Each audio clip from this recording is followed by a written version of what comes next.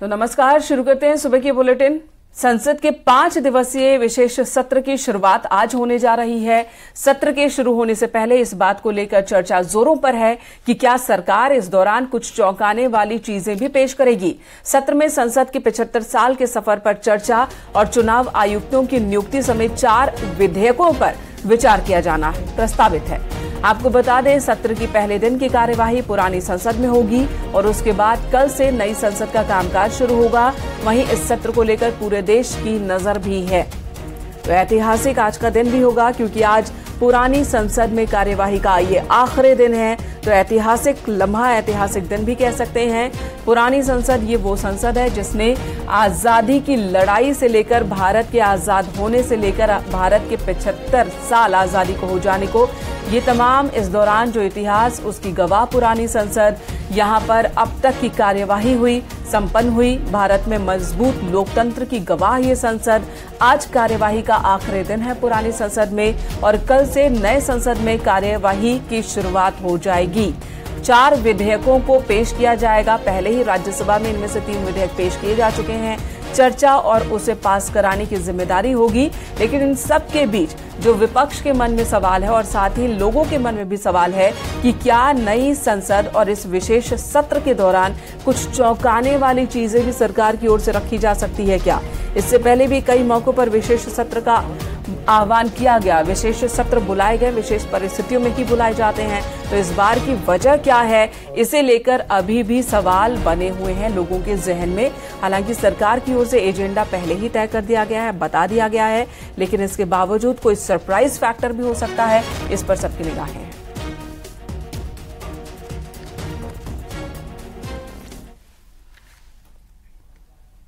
नए भारत की नई संसद में प्रवेश के लिए तैयारियां पूरी हो गई हैं और रविवार को संसद भवन के गश्त द्वार पर उपराष्ट्रपति की ओर से औपचारिक रूप से राष्ट्रध्वज फहराया गया। आज पुरानी संसद में कार्यवाही चलेगी और उसके बाद में कल से 22 सितंबर तक नए भारत की नई संसद इतिहास रचेगा। विशेष सत्र के दौरान नई संसद में क्या कुछ खास होने वाला है, ये हम आपको इस रिपोर्ट के जरिए दिखाते हैं और समझाते हैं।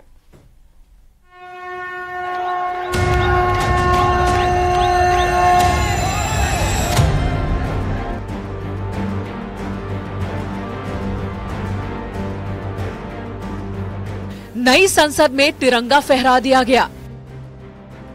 उपराष्ट्रपति जगदीप धनखड़ ने विशेष सत्र से एक दिन पहले नए भवन के गजद्वार पर तिरंगा फहराकर श्री गणेश किया। 18 से 22 सितंबर तक चलने वाले इस विशेष सत्र के पहले दिन पुराने सदन में कार्यवाही होगी और उसके बाद 19 सितंबर से नए भारत की नई संसद में 4 दिन की कार्यवाही होगी। देखिए, ये ऐतिहासिक पल है आज का दिन और विलक्षण क्षण है और बहुत लोग आए, इसमें फ्लोर लीडर भी आए, उसके लिए बधाई और शुभकामनाएं। लेकिन सर, कुछ नेता जो है, जैसे खड़गे साहब का कहना है कि उन्हें देर से सूचना मिली। वो आ गए ना, उनके प्रतिनिधि आ गए ना, तिवारी जी आए हैं ना। 19 सितंबर को महापर्व गणेश चतुर्थी है। जाहिर है इस दिन नए भवन में विधिवत पूजा के बाद गृह प्रवेश होगा और इसके बाद सदन की कार्यवाही होगी। इतना कहना चाहती हूँ कि राष्ट्र की संसद राष्ट्र की शान है, हमारे संवैधानिक आस्था का केंद्र बिंदु है। जिस राष्ट्रीय ध्वज को फहराने की आप बात करते हैं, वो ध्वज आजाद भारत में फक्र के साथ हम लहरा सके, इसके लिए कई लोगों ने और विशेषतः हमारे जवानों ने बलिदान दिया है। एक नागरिक होने के नाते आप भी इस बात से सहमत होंगे कि अगर हम में से भी किसी को ये मौका मिले कि हम अपने राष्ट्रीय ध्वज को देश की संसद पर फहराने का मौका प्राप्त कर सकें और उसकी छत्र छाया में मात्र खड़े हो सके, तो ये हर भारतवासी के लिए गर्व का विषय होगा। अगर नए संसद भवन में व्यवस्थाओं की बात की जाए तो ध्वनि और वायु प्रदूषण रोकने पर काम हुए हैं। सभी सांसदों के लिए विशेष लाउंज बना दिए गए। लाइब्रेरी, डाइनिंग हॉल, पार्किंग की सुविधा है। अहम कामकाज के लिए अलग ऑफिस बनाए गए हैं। कमेटी मीटिंग के लिए हाईटेक उपकरण लगाए गए हैं। पुराने भवन की तुलना में नए भवन के लोकसभा और राज्यसभा में सांसदों की बैठक व्यवस्था सुधारी गई है। पुराने सदनों में सांसदों को सबसे ज्यादा दिक्कत बैठने में आती थी, लेकिन नए संसद भवन के दोनों सदनों में स्पेस बढ़ाई गई है। अब लोकसभा और राज्यसभा के कक्ष में एक बेंच पर 2 सदस्य बैठेंगे। आने जाने में दिक्कत नहीं होगी। हर सीट पर डिजिटल सिस्टम लगाए गए हैं। सिस्टम को मोबाइल से कनेक्ट कर सकते हैं। लोकसभा के महत्वपूर्ण दस्तावेज भी सिस्टम में आप देख सकेंगे। नए सदन को पेपरलेस करने पर जोर दिया जा रहा है। इसके अलावा नए संसद भवन परिसर में लेटेस्ट ऑडियो विजुअल सिस्टम भी लगाए गए हैं। संसद की कार्यवाही शुरू होने से पहले और सत्र स्थगित होने के बाद इनके जरिए सांसदों, कर्मचारियों को भी इसकी सूचना मिलती रहेगी।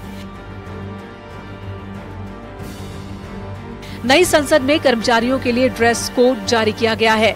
लोकसभा सचिवालय के आदेश के मुताबिक मार्शल, सुरक्षा कर्मचारियों, अधिकारियों, चैम्बर अटेंडेंट और ड्राइवर्स के लिए नई ड्रेस जारी की गई है, जिसे नए संसद भवन में कामकाज के दौरान उन्हें पहनना होगा। अधिकारियों को मैजेंटा या गहरे गुलाबी रंग की नेहरू जैकेट पहननी होगी।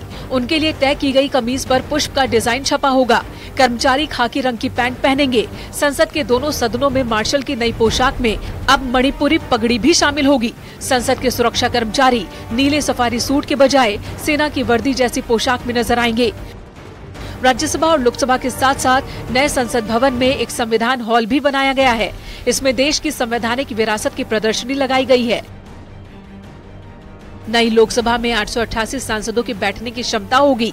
राज्यसभा का आकार लोकसभा के मुकाबले छोटा होगा। राज्यसभा में 384 सांसद बैठ सकेंगे। दोनों सदनों का संयुक्त सत्र लोकसभा चैम्बर में होगा। इसमें 1280 सांसद एक साथ बैठ सकेंगे। इस विशेष सत्र में सरकार की ओर से सभी कैबिनेट मंत्रियों, राज्य मंत्रियों, स्वतंत्र प्रभार मंत्रियों को 5 दिन पूरे समय मौजूद रहने के निर्देश दिए गए हैं। यानी नए भारत की नई संसद देश की तरक्की के लिए तैयार है। अब आपको बता दें, विशेष सत्र के दौरान नई संसद में क्या एजेंडा हो सकता है। सत्र के पहले दिन लोकसभा और राज्यसभा में 75 सालों में संसद की यात्रा पर चर्चा होगी। उसके बाद कई बिल पेश किए जाएंगे। पोस्ट ऑफिस बिल 2023, एडवोकेट संशोधन विधेयक 2023 और press and registration of periodicals bill 2023 शामिल है। ये सभी बिल पहले ही 3 अगस्त 2023 को राज्यसभा द्वारा पारित किए जा चुके हैं।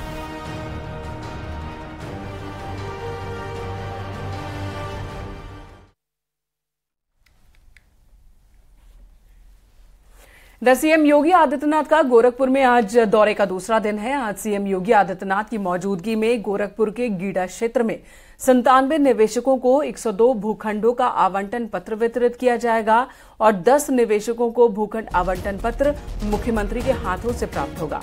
इन 102 भूखंडों पर अलग अलग यूनिट लगने से तकरीबन 900 करोड़ रुपए का निवेश होगा और निवेश के धरातल पर उतरने से 4500 लोगों को रोजगार मिल सकेगा।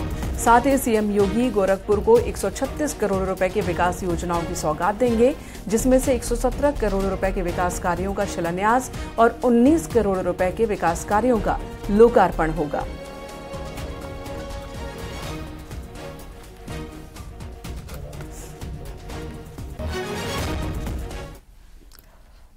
23 सितंबर को प्रधानमंत्री नरेंद्र मोदी के काशी दौरे से जुड़ी तैयारियों को परखने के लिए सीएम योगी आदित्यनाथ आज 1 दिवसीय दौरे पर वाराणसी आएंगे।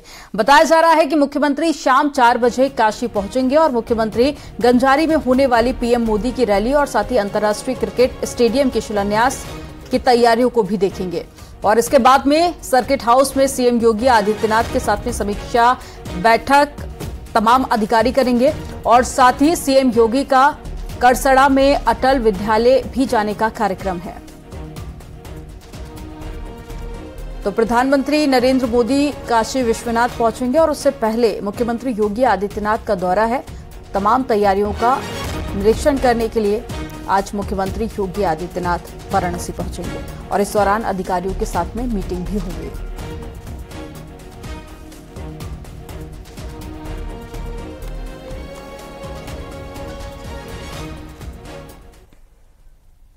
और गोरखपुर में ही रविवार को यानी कि कल सीएम योगी आदित्यनाथ ने एक बड़ा बयान दिया। उन्होंने शोहदों को कड़ी चेतावनी दी और कहा कि बच्चियों के साथ अगर छेड़छाड़ करने की किसी ने भी कोशिश की तो उसे बख्शा नहीं जाएगा।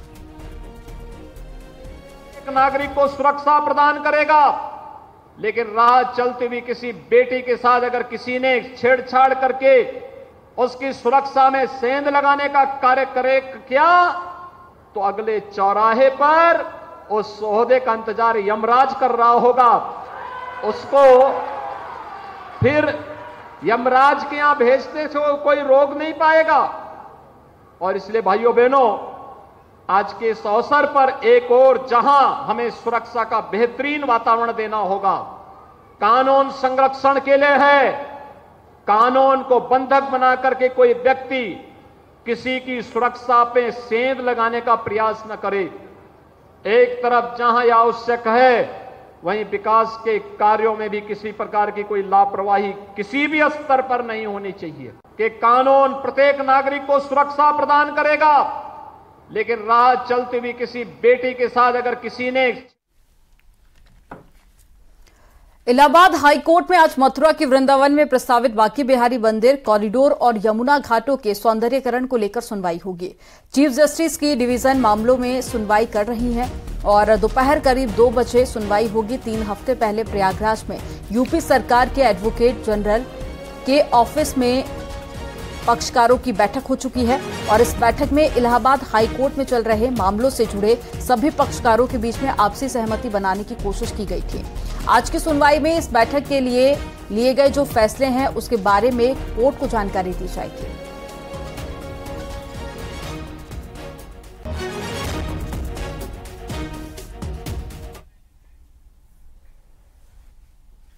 इलाहाबाद हाईकोर्ट में वाराणसी के ज्ञानवापी विवाद को लेकर दाखिल याचिकाओं पर आज चीफ जस्टिस प्रिंतिकर दिवाकर के कोर्ट में सुनवाई होगी। दोनों पक्ष की ओर से दलील पेश की जाएगी और हाईकोर्ट को यह तय करना है कि इस मामले में आगे सुनवाई की जानी चाहिए या फैसला आना है। आपको बता दें, ज्ञानवापी विवाद से जुड़ी 5 याचिकाओं पर इलाहाबाद हाईकोर्ट एक साथ सुनवाई कर रहा है। इनमें से 3 याचिकाएं 1991 में वाराणसी की अदालत में दाखिल किए गए केस की पोषणीयता से जुड़ी हुई है, जबकि 2 अर्जियां एएसआई के सर्वे आदेश के खिलाफ हैं।